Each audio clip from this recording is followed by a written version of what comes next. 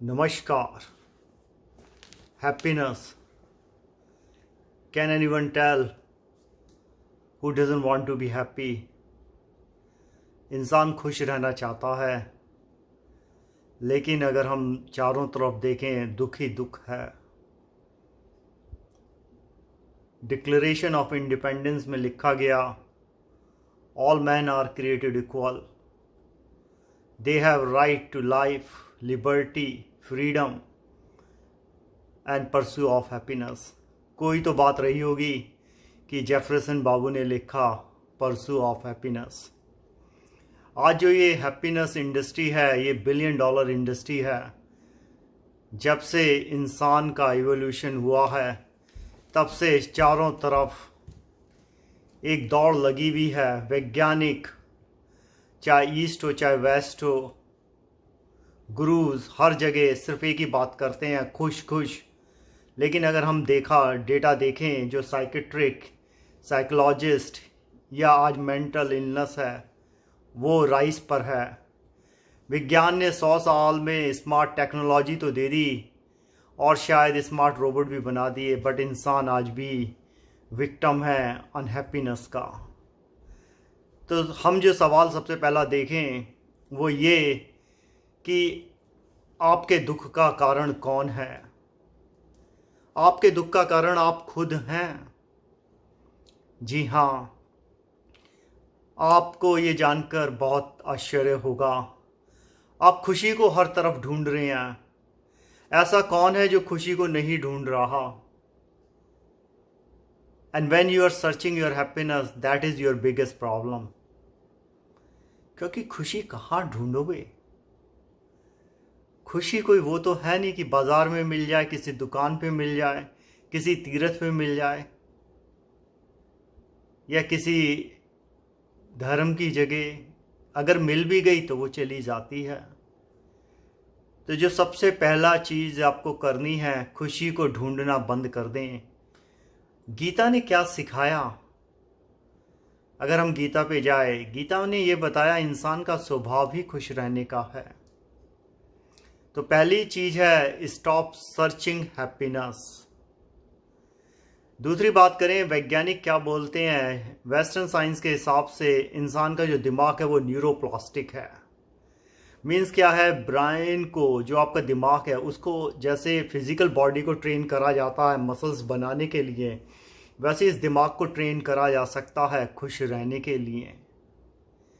तो ये जो ब्रेन है उसको मॉडिफाई, जिसको बोलते हैं, अगर अभ्यास करें, जैसे वेस्टर्नर जो फिलोसफर हैं या मेडिकल प्रोफेशनल हैं, वो इस बात पर एग्री करते हैं कि अगर माइंडफुल मेडिटेशन या इस तरीके के ध्यान कंटिन्यूस करे जाएं, तो इंसान के ब्रेन को जो है एक पीस में, हैप्पीनेस में डाला जा सकता है।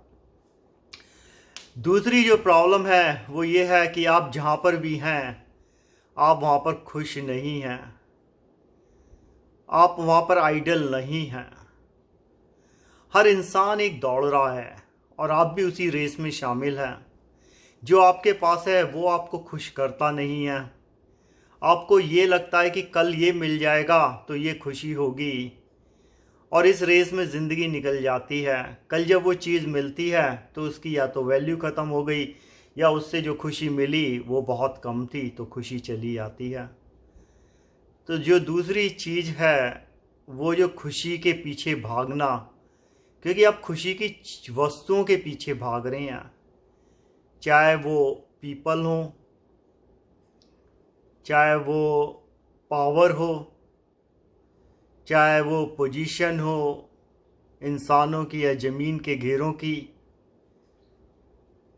कोई भी चीज़ देखेंगे, पोजीशन, प्रॉपर्टी, ये जितने भी हैं शब्द, वो केवल चीज़ें इकट्ठा कराते हैं, खुशी नहीं आती।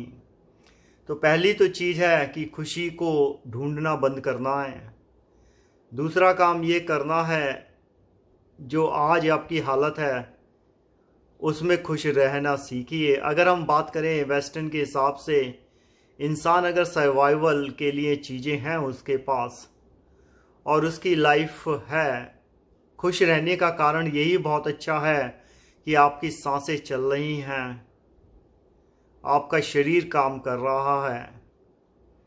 बाकी तो ये है कि अगर दुखी रहना है, दुखी वो एक मिलियनर भी है जो बिलियनर बनना चाहता है, दुखी एक वो छोटा नेता है जो बड़ा नेता बनना चाहता है, दुखी एक वो अभिनेता है जो बहुत बड़ा अभिनेता बनना चाहता है, स्टार से सुपरस्टार बनना चाहता है।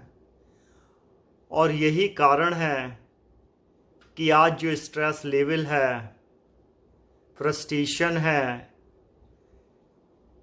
वो जितने ज़्यादा आप जिन लोगों को पावरफुल या वो देखते हैं वो अंदर से उतने ही खोखले और अशांत हैं। तो अभी तक हमने दो बातें करी हैं। पहली तो ये कि खुशी जो है वो बाज़ार में मिल नहीं सकती, उसको ढूंढना बंद कर दें। दूसरी चीज़ ये, जो चीज़ आपके पास है, जो आपकी प्रेजेंट सिचुएशन है, पावर ऑफ नाउ, चाहे वो गीता में किशन ने कहा हो या बुद्ध ने कहा हो, सबने एक ही चीज़ कहा, हमारा जीवन जो है वो नदी के बहाव की तरह है। जो लहर एक बार चली जाती है वो लौट के दोबारा नहीं आती। तो जो वक्त आपका चला गया वो चला जाता है। तीसरी चीज़ है रिएक्शन करना, और ये जो आज वेस्टर्न साइंस है वो इस पे एग्री करती है। इंसान जो है दुखी इस वजह से है, वो चीज़ों पे परसेप्शन कैसा लेता, उनसे रिएक्ट कैसे करता है। जो आप उनको एक वैल्यू असाइन करते हैं, क्योंकि अभी हमने कुछ दिन पहले बात करी थी कि ये जो माइंड है वो एक इस प्रिज्म की भांति है। जैसे अगर आप कोई भी चीज़ देखें इससे, तो आपका जो है डिस्टॉर्शन कर देता है, ये आपको सही नहीं दिखाता, उन चीज़ों को डिवाइड कर देता है। ध्यान से देखिए, वैसे ही आपका ये ब्रेन वायर हुआ है, क्योंकि बचपन से आपको दिखाया गया कि एक चीज़ मिलेगी तो खुशी होगी। जब आप पहली बार फर्स्ट आए होंगे, बर्थडे पे गिफ्ट दिया गया होगा, हर चीज़ जो दिखाई गई वो एक पैरामीटर सेट कर दिया गया कि आप दौड़ के अगर कुछ चीज़ हासिल कर लेंगे तो खुशी आ जाएगी। लेकिन ना तो शायद वो पेरेंट खुश थे कभी जिन्होंने ये दौड़ सिखाई, और ना आप खुश हैं और ना आप आगे वो खुशी दे पा रहे होंगे। तो जो आपका चीज़ को लेने का तरीका है, क्योंकि जो आपको दुख लगता है वो ना तो दुख है, जो खुशी लगती है वो खुशी नहीं है। इसको अच्छे से समझने के लिए ऐसे समझिए, जीवन में क्या है, चीज़ें आती हैं, रिएक्शन है, आपको हर चीज़ को लेने की ज़रूरत नहीं है। आप से एक सड़क रोड पे खड़े हैं, एक कैब आती है और वो आपके पास आके रुकती है। अब आपकी इच्छा है कि आप उस कैब में बैठें, टैक्सी में, या ना बैठें। लेकिन उसी तरीके से जैसे कि अगर आप समुद्र के किनारे या नदी के किनारे खड़े हो तो लहरें उठती हैं, वैसे ही मन में आपके ये भाव उठते हैं जो आपकी वीक इमोशनल पावर है, जिसकी वजह से आप दुखी हो जाते हैं। कोई चीज़ थोड़ी सी मिल जाती है तो आप बहुत खुश हो जाते हैं, अगर कुछ चीज़ चली जाती है तो दुख होते हैं, और उस दुख में ही वे चले जाते हैं। तो जैसे टैक्सी आपने छोड़ दी, उसे नहीं देखा, वैसे ही ये जैसे समुद्र की लहरें उठती हैं, वो अंदर से शांत है समुंदर। और अच्छे से ऐसे समझे जैसे आपके घर में दो दरवाजे होते हैं, एक बाहर का दरवाज़ा है और एक पीछे का दरवाज़ा है। ऐसे समझिए जो इमोशन है, जो ये चीज़ें आती हैं बाहर के दरवाजे से खुलती हैं, आप पीछे का दरवाज़ा खोल दीजिए। आप उसके साथ ब्रेकफास्ट मत करिए। जो ये भाव आते हैं रिएक्शन है, क्योंकि जो भी ये माइंड बताएगा आपका, वो उसको हमेशा एक ट्रांसफॉर्म करके देता है। जो चीज़ आपको तीसरी सीखनी है वो है कंपैशन, काइंडनेस, कामनेस। विज्ञान ने बहुत कोशिश करी, बहुत सारी दवाइयाँ बना दी, लेकिन फिर भी जो एक चीज़ बोली गई, जो ध्यान है, जैसे हम प्रैक्टिस करते हैं शिवा शक्ति, फेथ, ध्यान, योग, इसका मतलब होता है शिव की शक्ति के साथ जो ब्रह्मांड है, जिसको हम ब्लू कलर बोलते हैं क्योंकि हमारे शरीर में 70% से अधिक पानी है, पानी का रंग नीला होता है। आकाश जो हम कंटिन्यूस इवॉल्व कर रहे हैं, स्पेस ऊपर की तरफ जिसको हम देखें, हम एक्सपेंड कर रहे हैं, चाहे कपड़ों का साइज देखा हो उसका भी रंग ब्लू ही है। तीसरा है फायर, जो 5 तत्व में से तीसरा तत्व है, वो फायर जो है जो अंदर है, डाइजेशन सिस्टम है। तो यही कारण है, इस तरीके का अगर आप गाइडेड मेडिटेशन करेंगे तो आपके अंदर से जो चीज़ों से रिएक्ट है उनको देखने का आपका नज़रिया बदल जाएगा। चीज़ें दुख नहीं लाती हैं घर में, या जो समस्याएं या समस्या कुछ है ही नहीं। आप अपना दृष्टिकोण बदल दीजिए, आपकी दिशा और दशा दोनों बदल जाएगी। तो अभी तक हमने 3 चीज़ों पर बात करी है। एक तो ये, खुशी बाज़ारों में और दुकानों पे नहीं मिलती, खुशी जो है आपके पास हमेशा है, और जो चीज़ आपके पास हमेशा है आप उसे क्या ढूंढेंगे।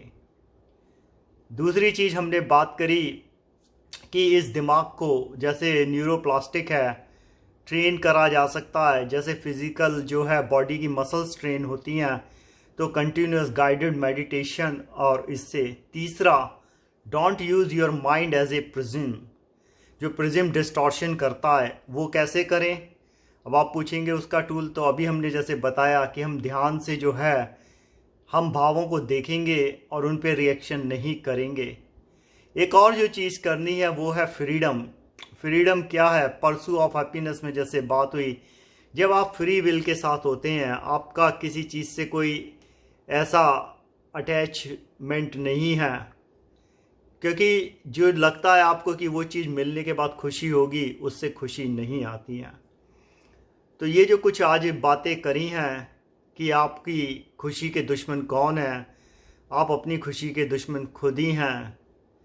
जैसे आप इस तस्वीर को यहाँ, इस पेंटिंग को यहाँ देख रहे हैं, जीवन में सारे रंग हैं, सब जगह खुशी है, सिर्फ ये है आपकी जो है इस माया में खो गए और खुशी नहीं मिल रही। ओम नमः शिवाय।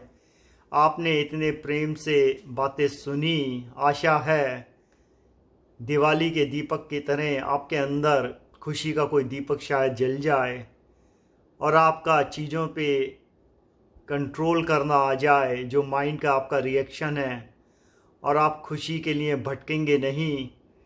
क्योंकि जो आपकी सेल्फ है, जैसे गीता में बताया कृष्ण ने, उसकी तो नेचर ही खुश रहने की है। ओम।